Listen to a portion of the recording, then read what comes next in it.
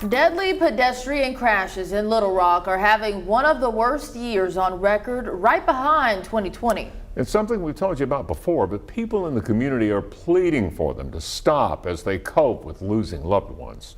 THV 11's Brooke Buckner shows us why this is happening and what the city plans to do to keep people safer.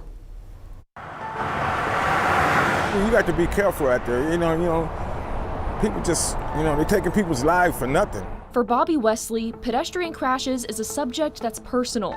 Wesley says his son, Jamal Lewis, lost his life after a car hit him while walking on South University Avenue back in August. The driver fled the scene and police never found them. Months later, Wesley is still searching for answers. I just wish somebody would just come forward and just tell me something, and say, I know somebody knows something. Wesley's story is one shared by other families across Little Rock who have also lost loved ones to similar crashes. In September, Little Rock police reported more than half of the city's pedestrian crashes happened in the southwest part of town, several of them on University Avenue, most of them at night. Police point to several key factors: the lack of crosswalks and sidewalks, the speed south of Asher, and how dark it becomes when the sun goes down. But why doesn't University have sidewalks along the entire roadway? Michael Hood with the Little Rock Public Works Department says that's because it used to be a highway. You see, University Avenue until just the last year or so has been under the jurisdiction of the Arkansas Department of Transportation. But now the city owns it, and Hood says they know it's one of the areas that needs the most attention and increased safety. University, Geyer Springs, Colonel Glenn Road, downtown in the Broadway Street area, all those busy pedestrian corridors have unfortunately a history of pedestrian injury and fatality. According to the most recent study from Metroplan, between 2009 and 2018, the intersection of University and Colonel Glenn had one of the highest rates of pedestrian crashes in all of central Arkansas. Tab Townsell with Metroplan says part of the problem is streets are designed more for drivers than pedestrians. People are not as easy to see as cars are.